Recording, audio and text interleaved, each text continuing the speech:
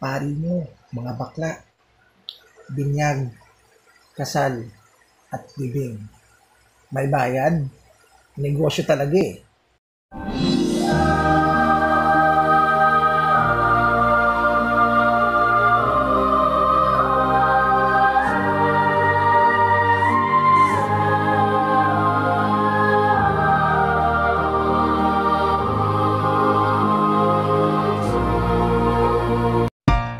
The top 10 most common and repetitive statements we hear from Protestants and even from Catholics. Good morning, Catholic Faith Defense followers. I'm Admin Jess again, but I'm greeting everyone. Good morning, good afternoon, good evening. Just in case itong video na ito ay mapapanood nyo sa umaga, sa tanghali, o sa gabi. So this is Admin Jess again, and I'm creating this video to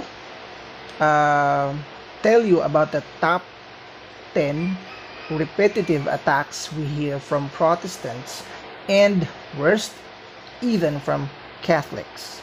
So 10 ito, pero I will not be completing the 10. So I will just be discussing 2 first, yung top 10 tsaka top 9 natin. Before I start, a lot of people have been asking me ano daw ang gamit ko when creating videos or creating contents like this.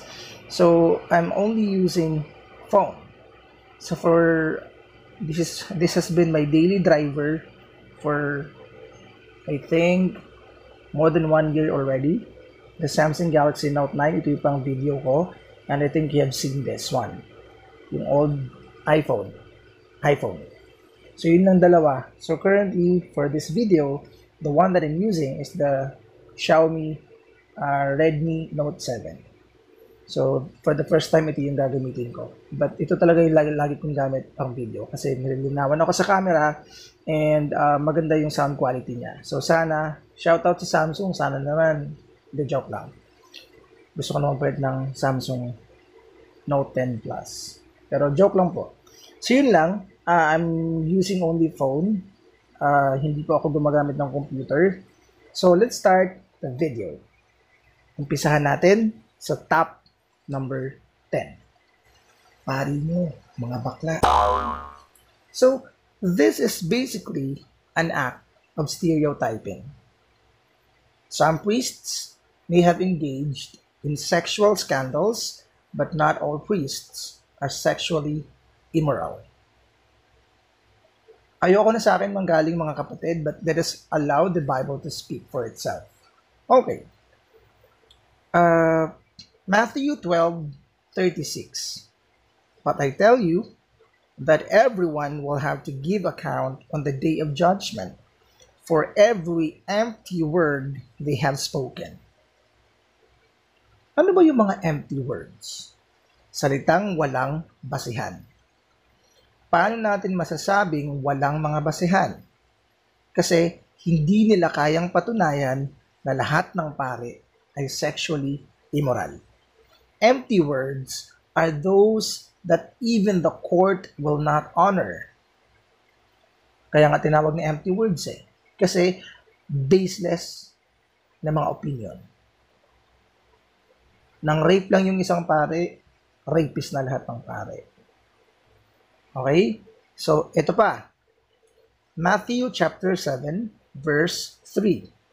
Why do you look at the speck of sawdust in your brother's eye and pay no attention to the plank in your own eye?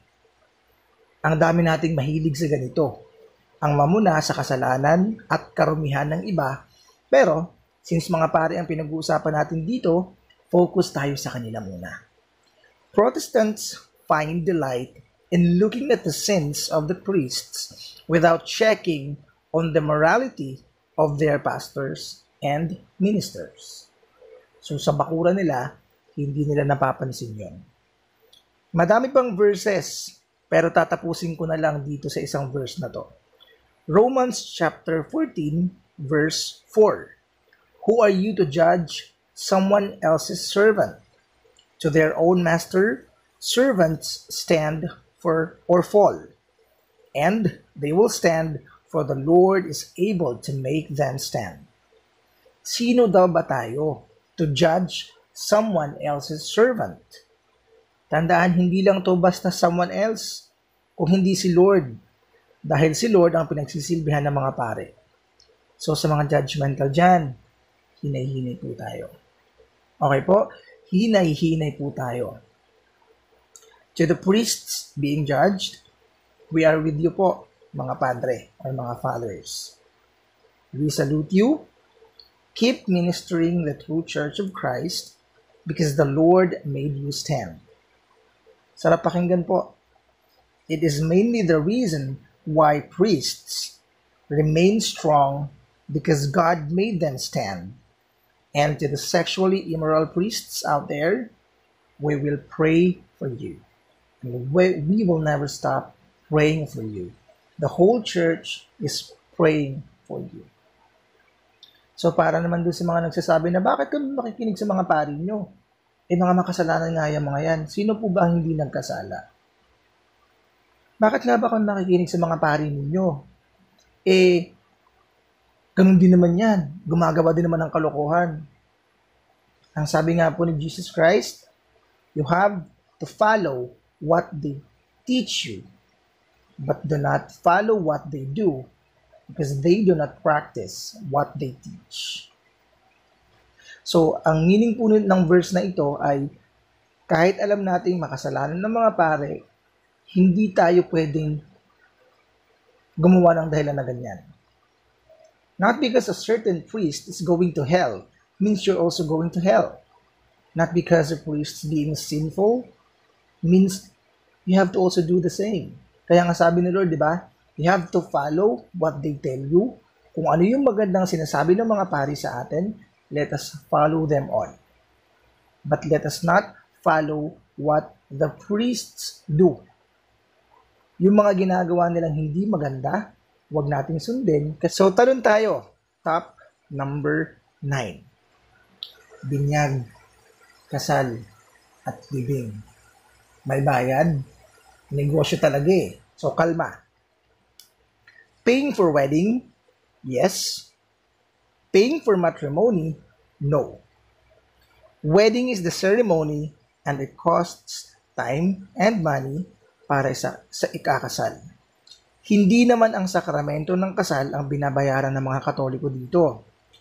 They pay for the cost for the exclusive use of the building for several hours across 2 days or maybe more than 2 days para sa rehearsal, decoration, photograph, at sa banal na misa. The staff need to eat. Kailangan nilang kumain, if not paid, kung hindi man bayad, to be there. And the cleaning people have to come in and clean up, and the usage of cleaning materials may require use of electricity. Okay? So yun po yun. Tandaan po natin mga kapatid, at para po doon sa mga tumutulig sa analagang may bayad daw ang Katoliko, sa mga ganito, sa binyag, kasal o libing, preparations po. Hindi po binabayaran ng simbahan, ay hindi po libre ang simbahan sa kuryente.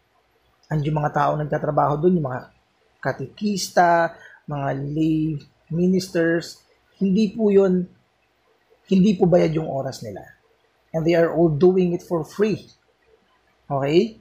So, ang tanong lang naman dito, itong sagot ko na ito ay para po sa kapwa ko mga Katoliko na kumu-question at sa mga Protestante na din.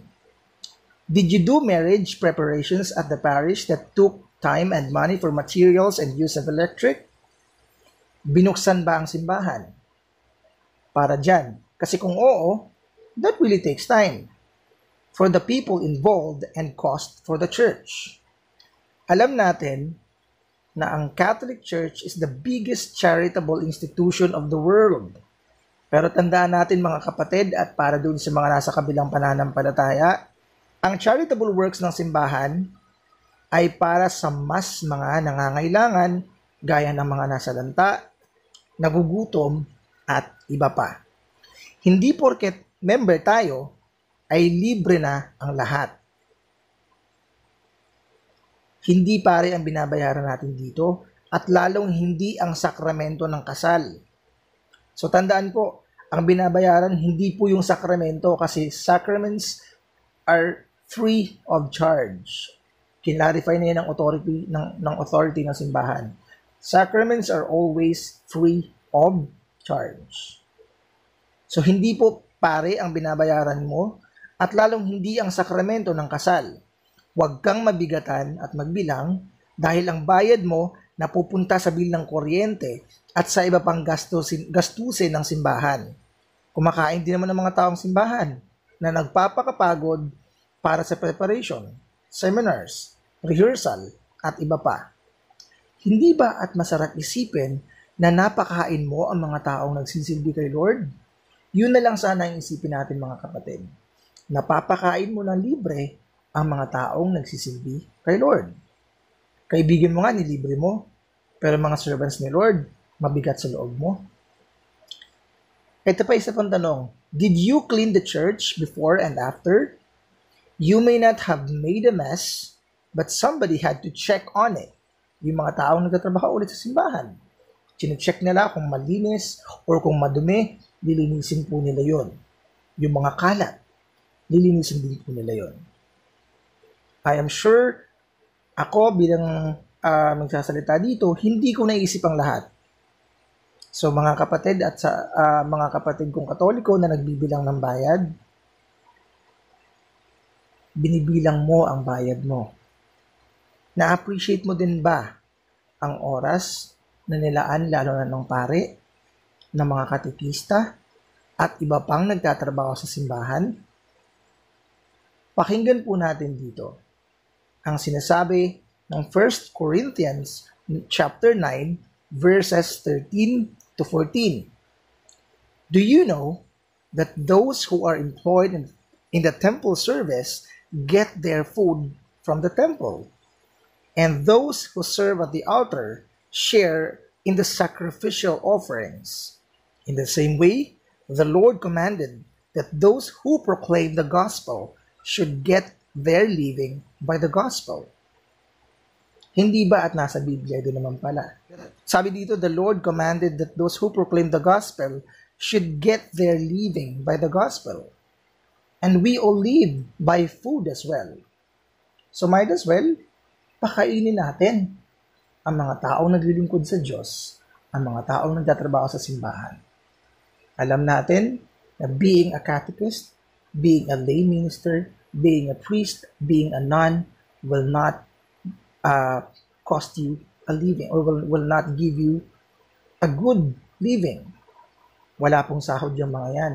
They all do sacrifice. So mapakain mo lang man sila sa ilang araw lang bago ka magpakasal, bago ka magpabinyag.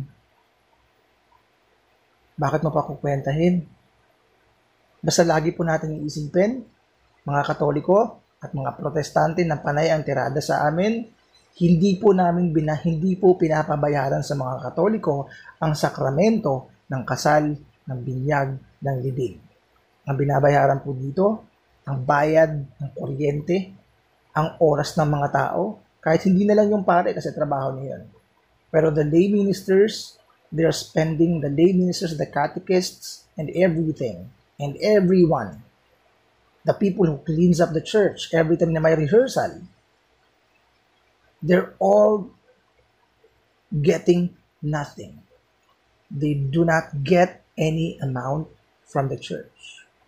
So bakit mabigat? And also, isang beses lang tayo bibinyagan. Isang beses lang ikakasal. At ang masakit pa po nito, madalas ang mga nagkukwenta ay yung mga hindi naman po talagang nagbibigay ng palagi sa simbahan. Actually, the church doesn't really count how much we give. At sana ganun din tayo mga kapatid. Huwag din po natin bilangin kung magkano ang naibibigay natin sa simbahan. 'Di ba? Pag nagbigay tayo ng piso, dahil yun ang nasa puso natin, did the church question it? No. At wala din namang pare na ipapadala ipapadala ka sa isang collections agency kapag hindi ka nakapagbayad sa kasal mo o nung sa binyag. Actually, these are things that you can sit down with the priest. Pwede mong pakiusapan. At hindi ka ipapahuli ng simbahan o ng kahit sino mang pare. At hindi ka ipopost sa Facebook ng pare, ng mga lay minister o ng kahit na sino kapag hindi ka nakapagbayad. So sana po, doon sa mga tumutuligsa ng mga bakla, yung mga pari namin, ng Katoliko, na binabayaran ng mga sakramento, hindi po sakramento ang binabayaran. Oras? Binabayaran ba ang oras? It's an appreciation. It's an act of appreciating things. Well, not everyone in the church will give you free time. And the fact that they spend time for you, that should really mean so much for you. And paying and feeding them and paying thousands, like, it should not really matter for you kasi ang oras hindi nababayaran. It's priceless. At nagbayad ka ng 3,000, 4,000, gumastos ka ng ganon. Again, ulitin ko po, mga kaibigan mo nga, nililibre mo ng alak. Yung mga taong simbahan, hindi mo mapakain, mabigat sa loob mo. Diba? So, wag po natin isipin, wag po natin bilangin ang naibibigay natin sa mga taong nagsisilbi sa simbahan. Without them, without the priest to minister the wedding ceremony, the baptismal ceremony, yung burial man lang, it will not come to materialize. Okay po? So nawa ay may natutunan kayo sa video na ito. I will not be taking much any longer kasi meron pa akong top 8 na natitira. Do not notice my face kasi wala pa ako ganong tulog kasi I've been thinking about this the whole night. I've been praying for God to give me the best things na kailangan nating maitampok dito sa Catholic Faith Defense na page. And I was praying for the Holy Spirit to really guide me on the things that I need to say. And I'm always thankful that the Holy Spirit always works on me. The Holy Spirit always, gives me things. Kumbaga, nagiging spontaneous ako because of the power of God. And I'm really thankful and I'm really blessed. Kaya ko po siya sinishare sa inyo. And nakakalungkot na minsan, tayo pang mga Katoliko ang madalas na question sa simbahan. Tayo pang mga Katoliko ang minsan, or madalas pa nga na sumisira sa imahe ng simbahan. Instead na tayo magprotekta sa simbahan, tayo pa po mismo yung sumisira. Tayo pa mismo yung tumutuligsa. So tama na po sa mga Katolikong laging nagsasabi ng mga ganito, nakikiusap po ako na kung hindi man po tayo religious sa ngayon, hindi man tayo lagi nagsisimba, mas maganda po siguro na tahimik na lang muna tayo. Hindi tayo nagsisimba, hindi tayo nakakapagbigay ng kung anong dapat na binibigay natin sa simbahan, kaya sana wag na pong magsasabi ng mga masasamang bagay laban sa simbahan. Maraming salamat po ulit sa panonood, and good morning, good afternoon, good evening, stay safe, stay blessed, stay cute, Catholic until the end, and we are all pogi kasi we have presence of God inside. Maraming salamat mga kapatid.